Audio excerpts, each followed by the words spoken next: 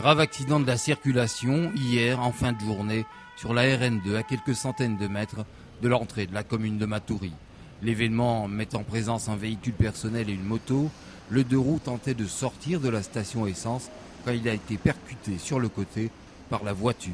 Le motocycliste a été gravement blessé, d'où les importantes précautions prises par les secours pour le transporter.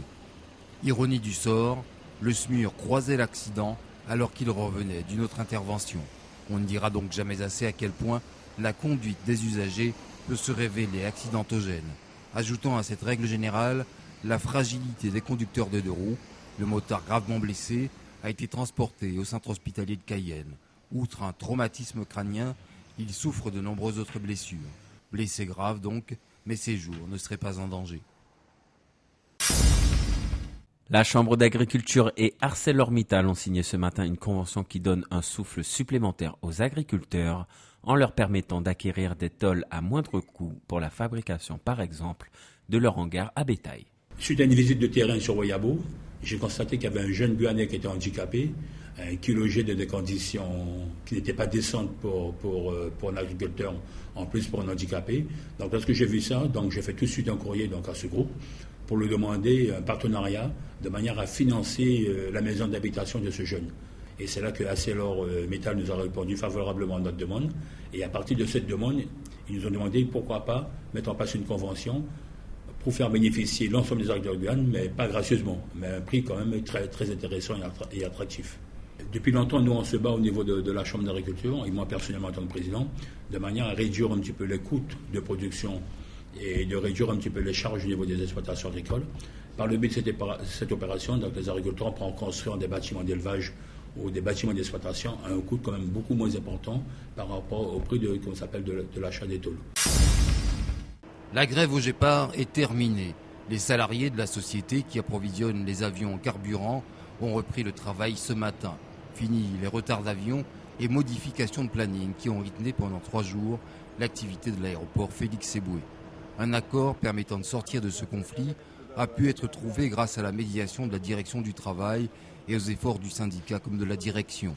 Les grévistes menaçaient hier d'étendre le conflit à l'ensemble de la plateforme aéroportuaire. La plateforme de sortie de crise formalise la modernisation du dialogue social et la reprise d'une relation harmonieuse avec les salariés et les instances représentatives du personnel. Une date butoir pour fournir les équipements de protection individuelle, l'implication du personnel dans la définition du plan de formation et une délégation plus large des tâches pour un fonctionnement optimal du groupement. Il reste qu'une rencontre avec l'administrateur du groupement installé en Martinique est prévue le 20 août pour aller un peu plus loin.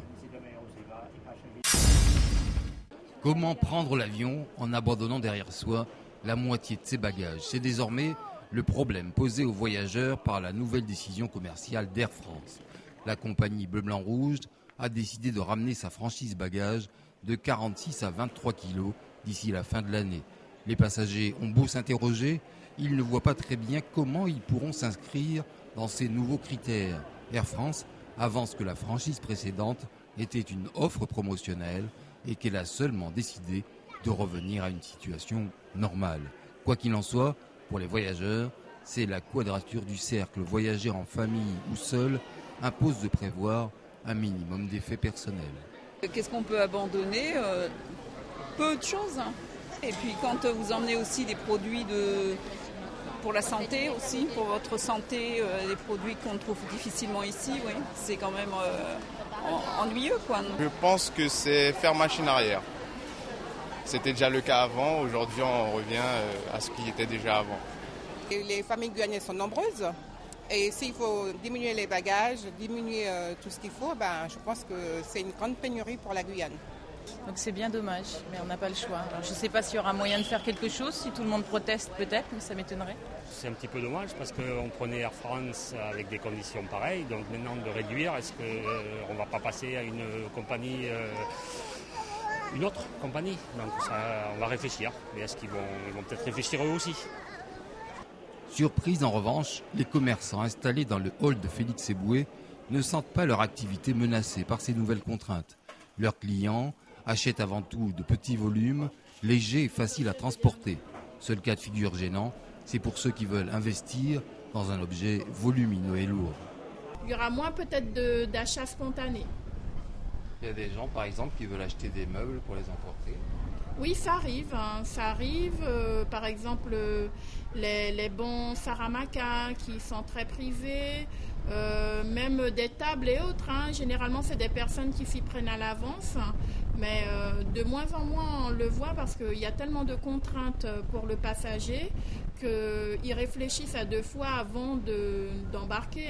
Voler sur d'autres compagnies, la tentation est évidemment grande chez tous les voyageurs, même si le volume des bagages qui peut être emporté n'est pas le seul critère de sélection.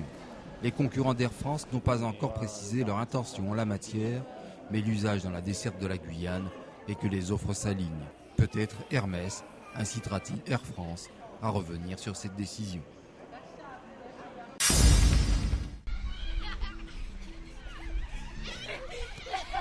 En cette année olympique, les enfants eux aussi ont droit à leurs Olympiades. Le jardin botanique et la piscine Malia Metella ont fait office d'arène pour ces compétiteurs en herbe. L'objectif effectivement de ces Olympiades, au-delà du rassemblement qu'il y a des jeunes autour de ces 2 sites, c'est aussi donc de générer et de provoquer une sensibilisation autour des activités sportives.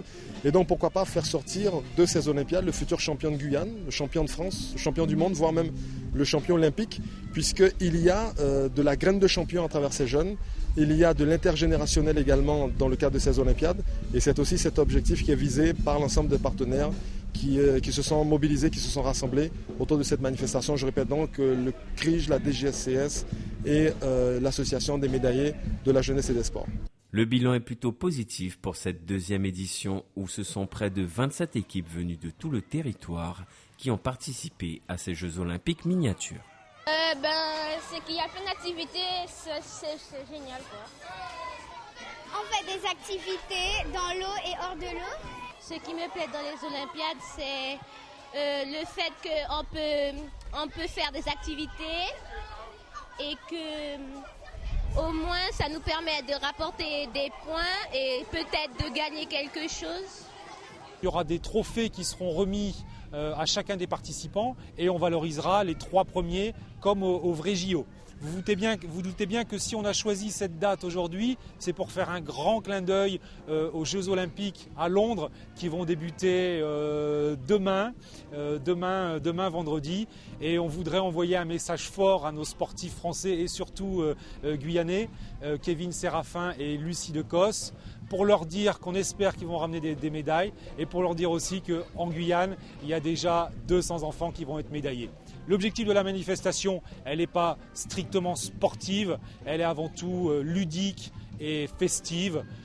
On veut rassembler les enfants, on veut qu'ils passent un bon moment. Le sport est un moyen de fraternité et de rassemblement.